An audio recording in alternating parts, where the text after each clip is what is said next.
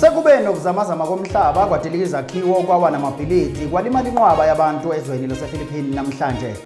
Kanti uRamaphosa isibozi esathunya ugwayi sabuya neboza kusho abantu.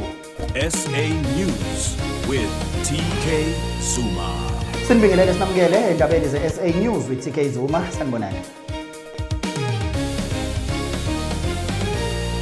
Sekube nokuzamazama komhlaba okungango 7.8 meters ubukhulu ezweni lasePhilippines kwadilika izakhiwo kwaba namabhilidi kwalimala inqwaba yabantu.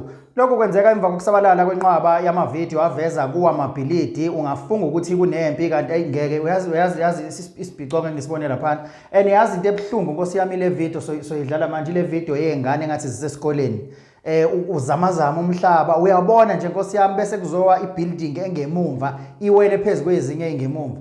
Lo mhlaba kodwa ungakuzozamazama la eSouth Africa madoda kithi uqale nje eNanda uyabona cha ngiyasho ukuthi angisho ukuthi kuzokwenzeka sengiyasho nje ukuthi lo mhlaba ungakuqala uzozamazama nje yabo uqale nje lapha eNanda nje ukuthi kancane ushiya umonakalo omncane ikakhulu kulabo abahluphayo bese uyanyuka uya e-Union Building engathi ulokhuzana ungenza sure ukuthi uyaqamba uyazamazama ucupcake ukhona phakathi mhlawumbe usabamba umhlangano noGwede Mantashe nobani mhlawumbe nomali abakhona ugudlu eParliament ufika uzamazame khona uvale ngehlahla ke khona ushiya umonakalo kubona bonke labo gogo nomkhulu abagweve nezihlalo lapha eParliament abangafuni ukusuka ungazi ukuthi bebadala kangaka kodwa nathi sibancane kangaka sibasha sihlakaniphile kangaka sivibrant charismatic sihlakaniphile siholwa nje amakhehla nezalikwazi siholwa abantu bempesheni siyabuka nje bayobe bengekho labantu ekusaseni lethu ingakho benza yonke lemkhuba abayenzayo ibona abashayela imithetho siyavuma nathi lo mhlaba ungakuyozamazama khona nje kuvela ukuthi mbo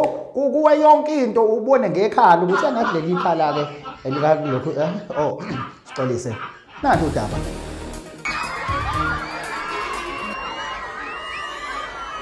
Bantay mo anak, bantay mo diate.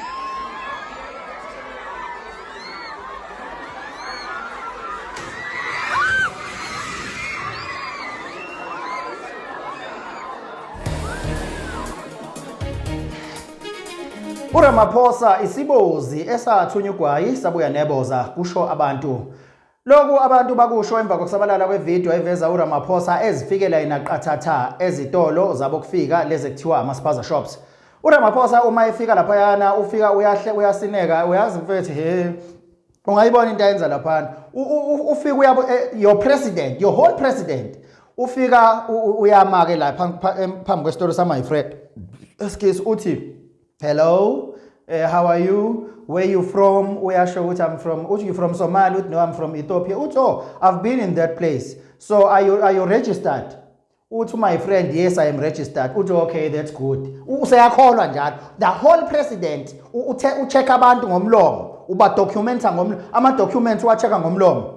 Through i-conversation kuphela uthi nje my friend yes I am registered akambuza amaphepha akambuza lutho umuntu the whole lawyer umuntu owazi wonke umthetho uyahleka uqeda uthi what must I buy here in your shop ya manje dakithi siyaholwa uyazi siholwa zimpumputhe eqobo lwazi futhi akuzona nempumputhi impungushe straight ungahleki sixolise nanti udaba.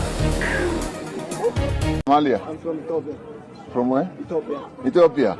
Yeah, I've been to Ethiopia. Yeah. So you make a good turnover? Yeah. Huh? Yeah. That's very good. Sure. Okay. So you registered your shop? Yeah. Registered? Yes. Okay. Very good. All right. So what can I buy here in this shop? Yeah, you can take anything. I can buy anything? Yes. Sure. Okay.